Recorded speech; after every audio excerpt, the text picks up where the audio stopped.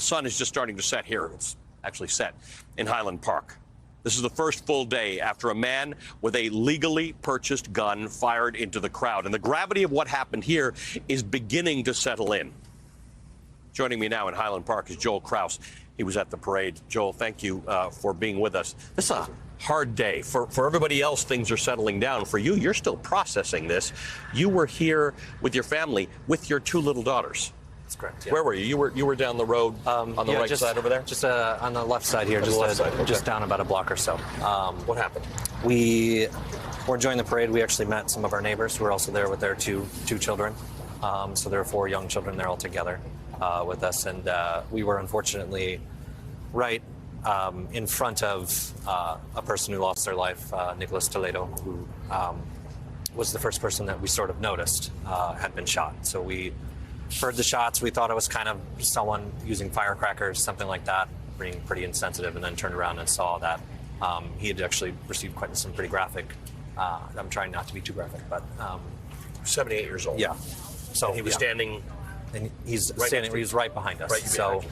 Unfortunately, their family probably took a lot of the damage for us, and maybe saved our lives in one way or another. But we were a little lower to the ground, and we immediately dropped.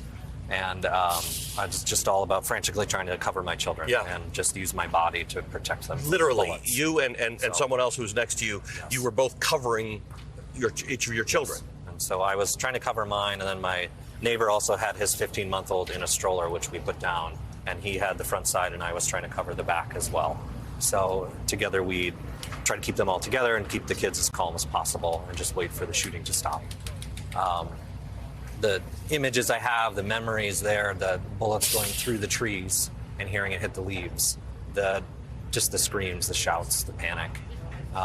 Did you know, I mean, before you said it sounded like firecrackers. That's obvious. Yes. It's July 4th. It might have been firecrackers.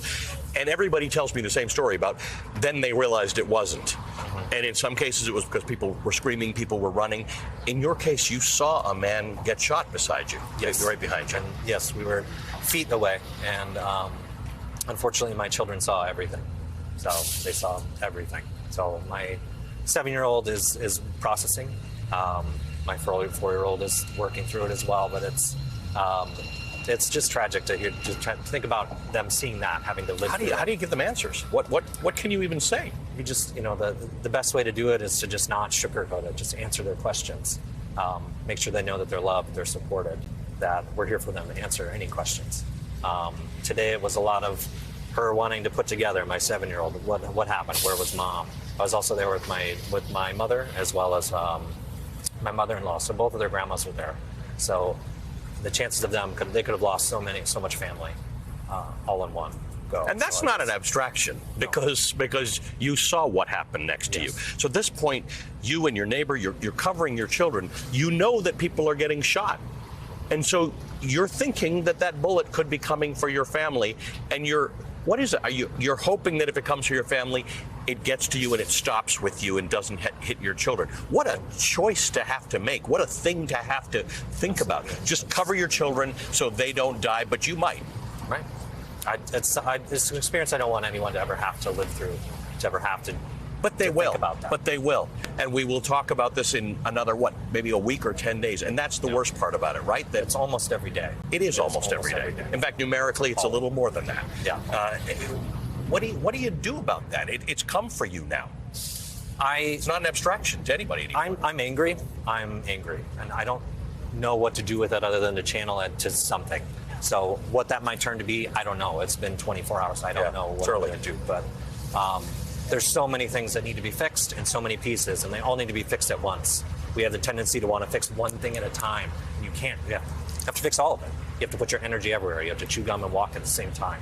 So as a country, we need to start to work together. We need to talk about actual change that's going to prevent death and prevent loss in so many ways. I am fortunate to have everyone in my family walk away completely fine, but we know that others didn't. And has that set in for you? Yes. That you could have just easily not been here today. I could have been talking to someone else about you. Right. Or your children. Mm-hmm. And Yeah, I feel very fortunate that we survived, but not fortunate to have been there, not fortunate about anything else. Nobody should have to live through that. And we're working on it, and we'll do our best to get through it. But it's definitely going to be a long road. So. Well, it's sad, but you have the hopes and the wishes of a country that doesn't want to have to see this again, but they will. I'm sorry for what you've had to face. Thank you for telling us about it. It does help. Thank you for your time. It helps us to understand it, to just keep on hearing from people why this doesn't have to happen again. Thank you. Thank you. I hope your kids are okay. Okay. Thank you so much for your time.